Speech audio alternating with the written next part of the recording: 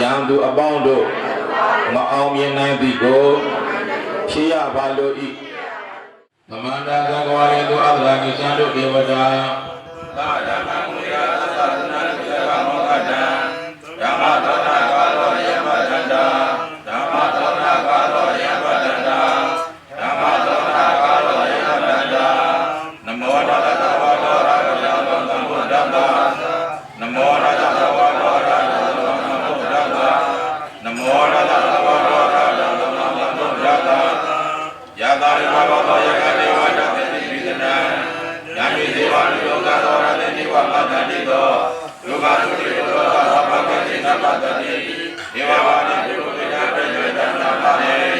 ကရဏိယပရကုသေကယတသတ္တနာတိပိစ္ဆာဒေဝဥဇာသုဇာသောသောသတ္တနာတိမာဟိတောရောတတဘာဒရောကုသတ္တယေကေရိမနာမတ္တိတတဝါဒဝါဒဝါနဝတေတာဒီဃဝေဝမနာပိစိမာရတဒုက္ခဒုလာဒေဒဝေဝအတေကာယေဝဒုဒေဝသံဃာဝေဒုလေဘုရားဝသံဝေတိဝသဗ္ဗတတ္တဘုဒ္ဓသုခိတ္တနာမောရဏိဝေကရာတိပိဒါရကတိနာပိစီနမောတတ္တဘဂဝတောအရဟတောသမ္မာသမ္ဗုဒ္ဓယတသုနာတုမေဗံလေသံဃောသံဃောဣမံဒီဟံဣမံအာရမံတတ္တနံဘုဒ္ဓယာနံအနန္တရိကဇိဝိကာနံသဗ္ဗဝေရဇိကာနံသဗ္ဗဝေရဘိဘဝတံအာနုဘဝေနအနန္တရိကံပရိဒံကာနံလေနံပရာယနံရေယဣမသမေဟေဟေဣမသမေအာရမေဝတ္တတံဘယဝိနာသာယသဗ္ဗပရိတယဝိနောဒနာယဘဝတုဝိဟာရာယဧတာညတ္တိသုနာတုမေဘဝလေသံဃောသံဃောဣမံခေဟံဣမံအာရမံတတ္တနံဘုဒ္ဓယာနံအနန္တရာယိကဇိဝိဒါနံသဗ္ဗဝေရဇိဒါနံသဗ္ဗဝေရာဘိဘဝတံဣမတအာရမတတတ္တနံဘုဒ္ဓယာနံအနုဘဝေနနန္တရာယိကတပရိဒတဒါနတလေနတပရာယနတကရဏံသောတုနတယတနခမတိ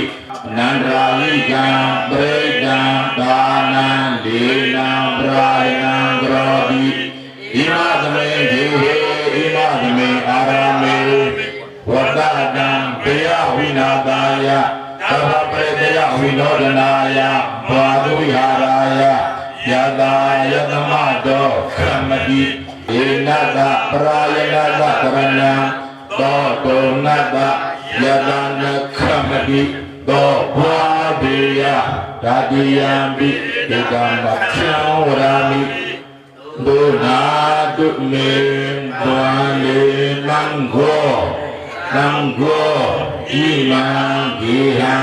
ဣမံအာရမံတတ္တနံဘုဒ္ဓယာနံနန္ဒရာယိကဇိဝိကာနံသဗ္ဗဝေရဇိကာနံအသက်သွန်းတာတော့မဟုတ်ဘူးမြတ်စွာဘုရားဖျားဖြစ်ချင်းအစာဆုံးရင်ထဲမှာဖြစ်ပေါ်လာတဲ့စကားအနေကဇာတိတံတာရံတဏ္ဍဝိတံအာနိမိတံဆိုတာဖျားဖြစ်ချင်းသူ့ရင်ထဲမှာအဲ့ဒီဟာရဲ့အတိတ်ကဘာဖြစ်တော့ဆိုတော့ဒုက္ခတရားတွေဘာကြောင့်ဖြစ်မှငါမသိဘူးရှာလဲရတာတောက်တောက်တယ်ဖြစ်လိုက်တဲ့ဒုက္ခတောက်တောက်တယ်အခုတော့ဒုက္ခဆိုတာတဏှာကြောင့်ဆိုတာငါသိပြီအဲ့ဒီဒုက္ခကိုဖြစ်စေတဲ့တဏှာကိုငါပယ်လိုက်ပြီလို့အဓိပ္ပာယ်ရတဲ့ဟာလေးကိုဖျားဖြစ်ချင်းအစာဆုံးရင်သွန်းပြစကားလေးကိုတို့ကဒီမှာလာပြီးတော့ဖျားကိုပူဇော်တာကိုပဲဗုဒ္ဓမိသေကဖျားအနေကစားတင်တယ်လို့ဒီလိုအောက်မရမယ်နော်ဒါနံပါတ်1ဖျားအနေကစားတင်တာကိုမှတ်ထားရမယ်ဖျားအနေကစားတင်တယ်ဆိုတာဖျားကိုအသက်သွန်းတာလို့ဘာလို့အဲ့လိုမဟုတ်ပါဘူးဖျားဖြစ်ချင်းရင်ထဲမှာဖြစ်တဲ့စကားဖြစ်တဲ့စကားကဒုက္ခဆိုတာတဏှာကြောင့်ဖြစ်တာအဲ့ဒီတဏှာကြောင့်ဖြစ်တာကိုငါမသိလို့ရှောက်လေခဲ့ရတာအခုတော့ငါပြီးပြီပြီးတဲ့အခါကျတော့တဏှာကိုငါတတ်ပြီးနောက်ထပ်ငါဒုက္ခမဖြစ်တော့ဘူးလို့အထိပ္ပယ်ရတဲ့ဟာလေးကိုတို့ကပါဠိလိုရွေးလိုက်တာကိုပဲဗုဒ္ဓဘိသေကဘုရားနိဂဇာတင်းတို့ဒါနံပါတ်1မှတ်ရမယ်နော်အာက နံပါတ်2ကတို့ဘာလို့တော့ဆိုတော့အခုဒီကိုဒုတိယကျင်းကြွလာတယ်ဒုတိယကျင်းကြွလာပြီးတော့ပထမဆုံးသီလယူတယ်သီလယူရဲဆိုတာဘာလို့ကတော့ဆိုရင်ကုသိုလ်ကောင်းမှုလုပ်တော့မှဖြစ်တဲ့အတွက်ကြောင့်ဘုန်းကြီးတွေကိုလှူရန်တွေလှူတော့မယ်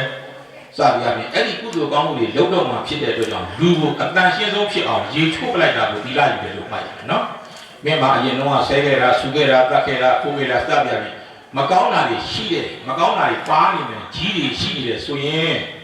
တန်ဃာတော်တွေကိုအခုလှူတော်တန်းတော့မှဖြစ်တဲ့အခါကျတော့အကောင်းဆုံးအနေအထားဖြစ်အောင်ခန္ဓာကိုယ်တန်ရှင်းရေးလုပ်ပလိုက်တာစိတ်ကိုတန်ရှင်းရေးလုပ်ပလိုက်တာကိုပဲ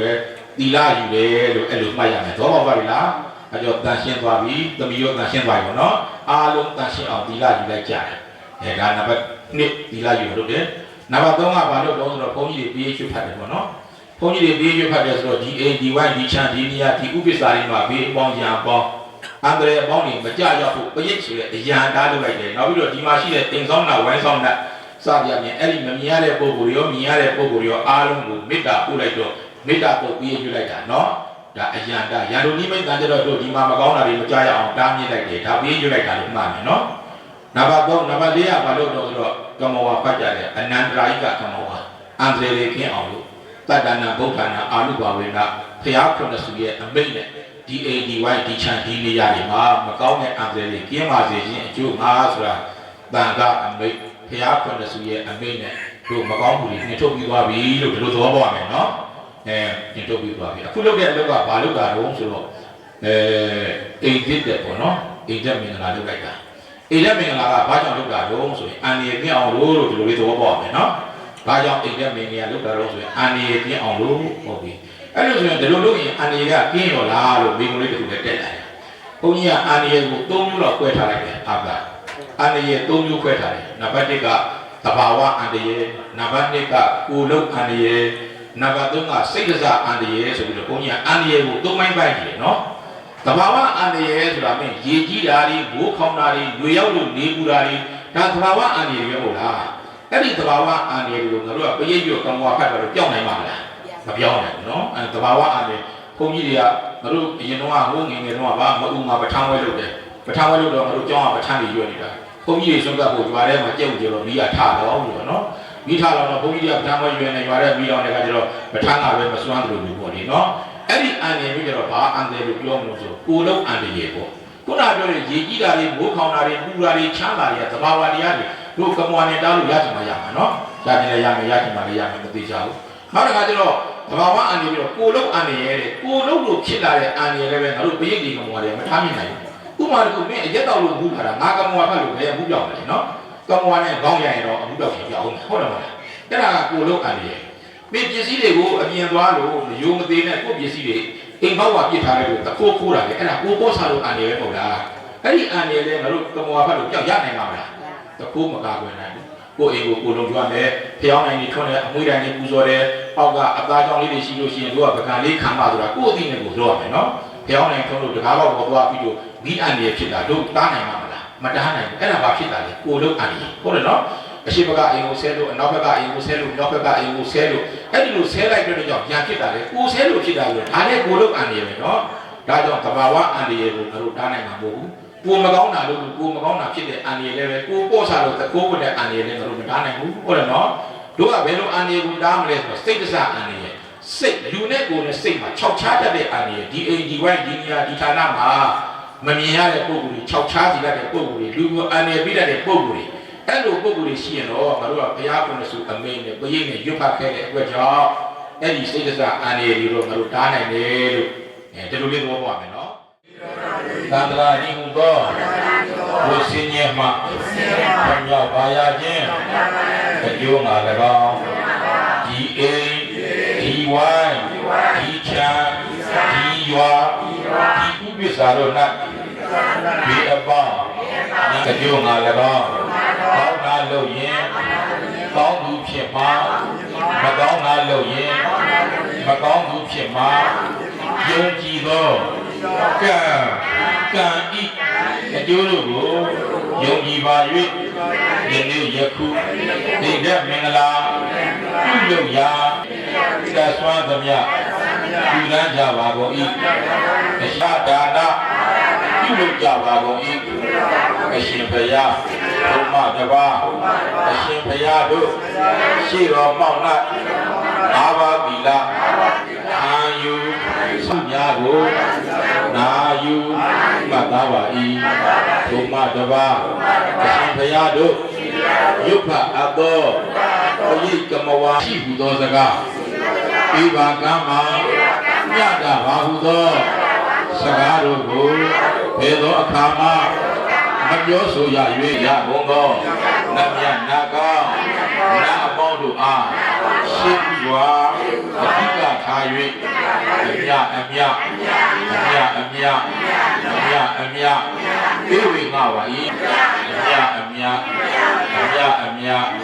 ပြေဝေငါပါ၏အားလုံးအမြရကြ၍ဝိစိတ်နှပြပြန်ပါချမ်းသာကြသည်ဖြစ်ကြပါစေအရှင်ဘုရား